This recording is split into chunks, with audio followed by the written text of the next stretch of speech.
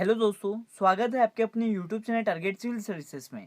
आज है 31 अक्टूबर और आज के इस लेक्चर में हम 30 और 31 अक्टूबर से जितने भी करेंट अफेयर्स के क्वेश्चन बनेंगे, सारे क्वेश्चन को इस लेक्चर में हम डिस्कस करने वाले हैं। और साथ ही इन करेंट अफेयर्स के क्वेश्चन से जो भी एक्स्ट्रा फैक्ट बनेगा उन्हें भी हम डिस्कस करेंगे। सबसे पहले दोस्तों हम बात करेंगे जो लास्ट क्लास में आपसे क्वेश्चन पूछा गया था कि हाल ही में जारी वैश्विक खाद्य सुरक्षा सूचकांक में कौन सा देश शीर्ष स्थान पर रहा है। तो दोस्तों मैं आपको बता दूं कि हाल ही में ये जारी वैश्विक खाद्य सुरक्षा सूचकांक में शीर्ष पर रहने वाला देश है आयरलैंड। यहाँ पे राइट आंसर हो जाएगा ऑप्शन 1।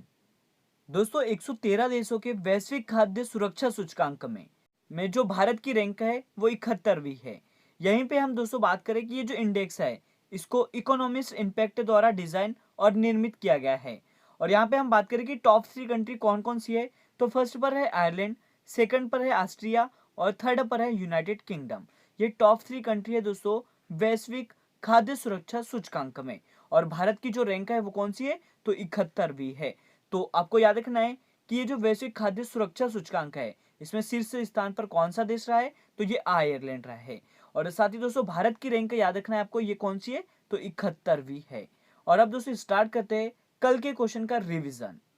फर्स्ट क्वेश्चन है आपके लिए कि हाल ही में कौन सा राज्य खुले में शौच मुक्त बना है, तो ये बन गया दोस्तों गोवा राज्य। करेक्ट आंसर हो जाएगा यहाँ पे ऑप्शन 4। नेक्स्ट क्वेश्चन है कि हाल ही में इनोवेशन फॉर यू पुस्तक को किसने लॉन्च किया है, तो इस पुस्तक को लॉन्च किया दोस्तों नीति आयोग ने। राइट आंसर है यहाँ पे ऑप्शन 2। अगला क्वेश्चन है कि किस राज्य में देश में पहली बार आईवीएफ तकनीकी से बन्नी भैंस के बछड़े का जन्म हुआ है, तो ये हुआ है दोस्तों गुजरात राज्य में। यहाँ पे करेक्ट आंसर हो जाएगा ऑप्शन 4। अगला क्वेश्चन है कि सतर्कता जागरूकता सप्ताह 2021 कब से कब तक मनाया जाएगा, तो इसको मनाया जाएगा दोस्तों 26 अक्टूबर से 1 नवंबर तक। याद रखना है डेट कब से कब तक, तो 26 अक्टूबर से 1 नवंबर तक। नेक्स्ट क्वेश्चन है कि शौकत मिर्जियोयेव किस देश के फिर से राष्ट्रपति बन गए हैं, तो ये बन गए दोस्तों उज्बेकिस्तान के। यहाँ पे राइट आंसर है ऑप्शन 3। क्वेश्चन है कि राष्ट्रीय खेल पुरस्कार समिति ने खिलाड़ियों को मेजर ध्यानचंद खेल रत्न पुरस्कार 2021 के लिए कितने लोगों को नामित किया है, तो यह 11 लोगों को नामित किया है। करेक्ट आंसर हो जाएगा यहाँ पे ऑप्शन 2। क्वेश्चन है दोस्तों कि हाल ही में किस भारतीय अभिनेता को 51वें दादा साहेब फाल्के पुरस्कार से सम्मानित किया गया है, तो ये सम्मानित किया दोस्तों रजनीकांत को। राइट आंसर है यहाँ पे ऑप्शन 2। और अब चलते हैं नेक्स्ट क्वेश्चन की ओर। तो क्वेश्चन है कि हाल ही में किस क्रिकेट एसोसिएशन द्वारा दुनिया के सबसे बड़े क्रिकेट बल्ले का अनावरण किया गया है, तो ये अनावरण किया है दोस्तों हैदराबाद क्रिकेट एसोसिएशन के द्वारा। यहाँ पे राइट आंसर हो जाएगा ऑप्शन 2। अगला क्वेश्चन है दोस्तों कि नागरिक उड्डयन मंत्रालय ने किसानों की सहायता के लिए निम्न में से किस योजना को शुरू कर दिया है, तो ये शुरू किया दोस्तों कृषि उड़ान 2.0 योजना को। यहाँ पे राइट आंसर है ऑप्शन 1। और रिवीजन का लास्ट क्वेश्चन है कि उत्तर प्रदेश राज्य सरकार ने फैजाबाद रेलवे स्टेशन का नाम बदलकर निम्न में से क्या रखने की घोषणा की है, तो इसका नाम रखने की घोषणा की है दोस्तों अयोध्या कैंट। करेक्ट आंसर है यहाँ पे ऑप्शन 2। तो स्टार्ट करते हैं दोस्तों आज के करंट अफेयर्स। आपके लिए पहला क्वेश्चन है श्रमिकों को रियायती दरों पर बिजली के दोपहिया वाहन उपलब्ध कराने के लिए गो ग्रीन योजना को किस राज्य की सरकार ने शुरू किया है, तो इसे शुरू किया दोस्तों गुजरात राज्य की सरकार ने। यहाँ पे करेक्ट आंसर हो जाएगा ऑप्शन 4। तो दोस्तों मैं आपको बता दूं कि गुजरात के मुख्यमंत्री भूपेंद्र पटेल ने राज्य के निर्माण और औद्योगिकी समीकरण को रियायती दरों पर बिजली के दोपहिए वाहन उपलब्ध कराने के लिए गो ग्रीन योजना को लॉन्च किया है। और इस योजना के तहत संगठित क्षेत्र के कामगार जैसे कि औद्योगिक श्रमिकों को बैटरी से चलने वाले दोपहिया वाहनों की खरीदी पर वाहन की कीमत पर लगभग 30% या 30,000 रुपए की सब्सिडी मिलेगी। और इसका उद्देश्य क्या है, तो मुख्य उद्देश्य है कि ईंधन के बिल को कम करना और वाहन से होने वाले प्रदूषण को भी कम करना है। इसका मुख्य उद्देश्य भी आपको याद रखना है। तो दोस्तों याद रखना है कि श्रमिकों को रियायती दर पर बिजली के दोपहिया वाहन उपलब्ध कराने के लिए गो ग्रीन योजना को किस राज्य की सरकार ने शुरू किया है, तो गुजरात राज्य की। यहाँ पे करेक्ट आंसर क्या हो गया ऑप्शन 4। और यहाँ पे हम बात करें गुजरात राज्य की जिसकी राजधानी है गांधीनगर और वर्तमान में यहाँ की जो मुख्यमंत्री है वो भूपेंद्र पटेल है। और अब चलते दोस्तों नेक्स्ट क्वेश्चन की ओर। क्वेश्चन है global climate tech investment trade report 2021 में भारत किस स्थान पर रहा है? तो इस रैंक में दोस्तों भारत की बात करें तो यह 9वां है। यहाँ पे करेक्ट आंसर क्या हो जाएगा? ऑप्शन 4। तो मैं आपको बता दूं कि भारत पिछले 5 वर्षों में जलवायु प्रौद्योगिकी निवेश के मामले में शीर्ष 10 देशों की सूची में 9वें स्थान पर रहा है। भारतीय जलवायु प्रौद्योगिकी कंपनी ने 2016 से 2021 तक उद्यम पूंजी निवेश को $1 अरब यानी करीबन 7,497 करोड़ रुपए का प्राप्त किया है। तो यहाँ पे करेक्ट आंसर क्या हो गया? भारत की जो रैंक है वो कौन सी है दोस्तों? तो 9वीं। यहाँ पे हम बात करें टॉप 3 कंट्री की, तो फर्स्ट पर है दोस्तों संयुक्त राज्य अमेरिका, मतलब यूएसए फर्स्ट पर है, सेकंड पर है चाइना और थर्ड पर है दोस्तों स्वीडन। याद रखना है थर्ड पर कौन है? तो ये स्वीडन है। और यहाँ पे बात ये दोस्तों कि ये जो global climate tech investment trend report है जारी कौन करता है? तो London and partners deal room co द्वारा इसे जारी किया जाता है। इसमें भारत की रैंक याद रखना है आपको और टॉप 3 कंट्री कौन कौन सी है ये आपको याद रखना है। और अब चलते हैं नेक्स्ट क्वेश्चन की ओर। नेक्स्ट क्वेश्चन है कि श्रव्य दृश्य विरासत के लिए विश्व दिवस कब मनाया गया है? तो ये मनाया गया है दोस्तों 27 अक्टूबर को। करेक्ट आंसर हो जाएगा यहाँ पे ऑप्शन 1। तो दोस्तों मैं आपको बता दूं कि ये जो विश्व श्रव्य दृश्य विरासत दिवस है यह प्रतिवर्ष 27 अक्टूबर को मनाया जाता है और इस दिवस का जो आयोजन है वो यूनेस्को द्वारा किया जाता है। और मैं आपको बता दूं कि इस दिवस को मनाने का जो मुख्य उद्देश्य है वो क्या है? तो रिकॉर्ड किए गए ध्वनि और दृश्य श्रव्य दस्तावेज के महत्व को बढ़ाना है। और इस वर्ष की थीम है दोस्तों your window to the world. आपको याद रखना है इस वर्ष की थीम क्या है? Your window to the world इस वर्ष की थीम है। तो याद रखना है दोस्तों कि world day for audio visual heritage day कब मनाया जाता है? तो 27 अक्टूबर को। राइट आंसर क्या हो गया यहाँ पे? ऑप्शन 1। और अब चलते हैं नेक्स्ट क्वेश्चन की ओर। क्वेश्चन दोस्तों कि डेनमार्क ओपन बैडमिंटन 2021 में महिला सिंगल का जो खिताब है वो किसने जीता है?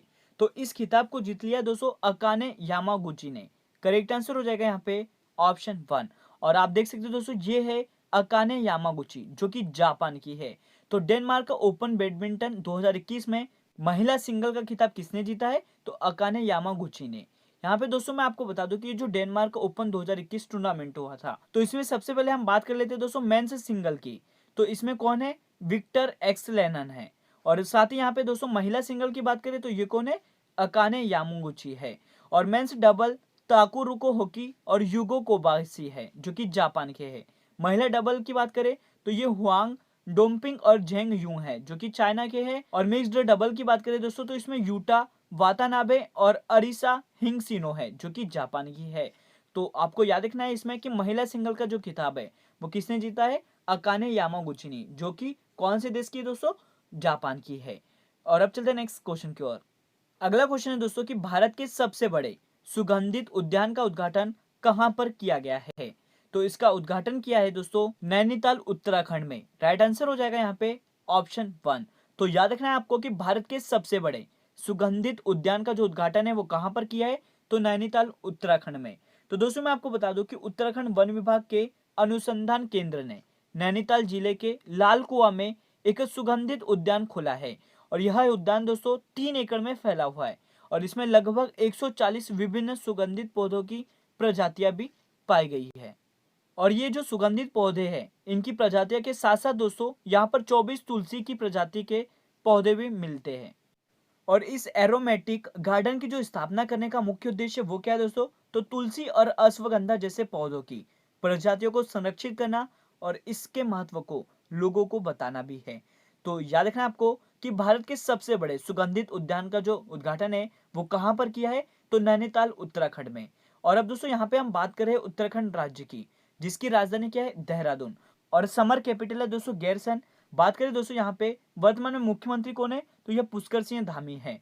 और गवर्नर है दोस्तों गुरमीत सिंह। तो ये सभी इंपोर्टेंट पॉइंट है उत्तराखंड से जो आपको याद रखना है। और अब चलते हैं नेक्स्ट क्वेश्चन की ओर। क्वेश्चन है कि भारत का सबसे बड़ा हरित हाइड्रोजन संयंत्र कौन सी कंपनी बनाएगी? तो इसको बनाने वाली है दोस्तों गेल इंडिया लिमिटेड। यहाँ पे करेक्ट आंसर हो जाएगा ऑप्शन 1। तो आपको याद रखना है कि भारत का सबसे बड़ा हरित हाइड्रोजन संयंत्र कौन सी कंपनी बनाएगी? तो गेल इंडिया लिमिटेड। तो दोस्तों मैं आपको यहाँ पे बता दूं कि कार्बन मुक्त ईंधन के साथ साथ प्राकृतिक गैस कारोबार को बढ़ावा देने के लिए इस हाइड्रोजन संयंत्र को लगाने की जो योजना है वो बनाई गई है। और कंपनी दोस्तों 10 मेगावाट इलेक्ट्रोलाइजर बनाने पर विचार भी कर रही है, जो कि रोजाना 4.5 टन हरित पैदा करने में सक्षम रहेगी। तो आपको याद रखना है, यहाँ पे करेक्ट आंसर क्या हो गया, ऑप्शन 1 गेल इंडिया लिमिटेड। और अब चलते हैं नेक्स्ट क्वेश्चन की ओर। अगला क्वेश्चन है दोस्तों कि national bank for financing infrastructure and development bill के लिए नए अध्यक्ष कौन बने हैं। तो दोस्तों मैं आपको बता दूं कि ये जो national bank for financing infrastructure and development bill है, इसके नए अध्यक्ष बन गए हैं केवी कामत। यहाँ पे करेक्ट आंसर हो जाएगा ऑप्शन 1। और आप देख सकते हैं दोस्तों, ये है केवी कामत। तो मैं आपको बता दूं कि यह एक प्रख्यात बैंकर केवी कामत है, जो कि national bank for financing infrastructure and development के अध्यक्ष नियुक्त किया गया है। यहाँ पे करेक्ट आंसर हो गया ऑप्शन 1। और अब चलते हैं दोस्तों नेक्स्ट क्वेश्चन की ओर। क्वेश्चन है कि स्वदेश निर्मित ICGS सार्थक को भारतीय तटरक्षक बल में शामिल किया है। तो आपको ये बताना है कि ये जो सार्थक है वो क्या है। तो दोस्तों मैं आपको बता दूं, यह जो सार्थक है यह एक समुद्री जहाज है। राइट आंसर हो जाएगा ऑप्शन 3। और आप देख सकते हो दोस्तों, ये है सार्थक, जो कि एक समुद्री जहाज है। तो यहाँ पे हम दोस्तों बात करें भारतीय तटरक्षक बल की, मतलब ICG की, तो यह रक्षा मंत्रालय के तहत एक सशस्त्र बल खोज और बचाव तथा समुद्री कानून प्रवर्तन एजेंसी है। और इसका मुख्यालय दोस्तों नई दिल्ली में स्थित है। बात करें इसकी स्थापना कब की गई थी, तो अगस्त 1978 में तटरक्षक अधिनियम के तहत भारत के एक स्वतंत्र सशस्त्र बल के रूप में इसकी स्थापना की गई थी। तो दोस्तों आपको याद रखना है कि ये जो सार्थक है यह क्या है, एक समुद्री जहाज है। यहाँ पे हमने बात भी कर ली किसकी, भारतीय तटरक्षक बल की। और अब चलते हैं नेक्स्ट क्वेश्चन की ओर। क्वेश्चन है दोस्तों कि फेसबुक कंपनी के CEO मार्क जकरबर्ग ने कंपनी का नाम बदलकर अब क्या कर दिया है। तो इसका नाम कर दिया है दोस्तों मेटा। यहाँ पे राइट आंसर हो जाएगा ऑप्शन 1। तो दोस्तों मैं आपको बता दूं कि ये जो सोशल मीडिया कंपनी फेसबुक है, इसने अपना नाम बदल लिया है और अब क्या कर दिया है, यह मेटा कर दिया है। फेसबुक के मुख्य कार्यकारी अधिकारी मार्क जुकरबर्ग ने कहा है कि भविष्य के लिए डिजिटल रूप से हो रहे बदलाव को शामिल करने के लिए उनकी कंपनी को अब नए नाम मतलब मेटा के नाम से जाना। और दोस्तों मार्क जुकरबर्ग लंबे समय से अपने सोशल मीडिया कंपनी की दोबारा ब्रांडिंग करना चाहते थे और वे इसे एक अलग पहचान भी देना चाहते थे। तो एक ऐसी जहां फेसबुक को केवल एक सोशल मीडिया प्लेटफॉर्म के तौर पर ना देखा जाए, अब उसी दिशा में आगे बढ़ते हुए दोस्तों फेसबुक का जो नाम है वो बदल कर अब क्या कर दिया है, मेटा कर दिया है। तो आपको याद रखना है, यहाँ पे ऑप्शन 1 करेक्ट हो जाएगा। यहाँ पे दोस्तों याद रखना है आपको कि ये जो फेसबुक है इसके CEO कौन है, तो ये मार्क जकरबर्ग है। और मेटा अब नाम बदल दिया किसका, फेसबुक का। अगला क्वेश्चन है कि भारतीय रिजर्व बैंक के गवर्नर शक्तिकांत दास का कार्यकाल कितने वर्ष के लिए बढ़ा दिया गया है। तो ये बढ़ा दिया है दोस्तों 3 वर्ष के लिए। यहाँ पे करेक्ट आंसर हो जाएगा ऑप्शन 3। तो दोस्तों मैं आपको बता दूं कि केंद्र सरकार ने भारतीय रिजर्व बैंक के गवर्नर शक्तिकांत दास जी है, इनका जो कार्यकाल है वो 3 वर्ष के लिए बढ़ा दिया है। दोस्तों मैं आपको बता दूं कि इनका जो कार्यकाल है वो 10 दिसंबर 2021 को समाप्त होने वाला है और अब 3 वर्ष के लिए इसको बढ़ा दिया है। और यहाँ पे हम बात कर रहे हैं भारतीय रिजर्व बैंक की, जिसकी स्थापना 1 अप्रैल 1935 को की गई थी और इसका मुख्यालय दोस्तों मुंबई महाराष्ट्र में स्थित है। तो याद रखना यहाँ पे करेक्ट आंसर क्या हो गया, ऑप्शन 3। क्वेश्चन है दोस्तों कि पावर फाइनेंस कॉर्पोरेशन लिमिटेड का नया निदेशक निम्न में से किसे नियुक्त किया गया है। तो ये नियुक्त किया दोस्तों राजीव रंजन झा को। करेक्ट आंसर हो जाएगा ऑप्शन 2। और आप देख सकते हो ये है राजीव रंजन झा, जिन्हें पावर फाइनेंस कॉर्पोरेशन लिमिटेड के नए निदेशक के रूप में नियुक्त किया गया है।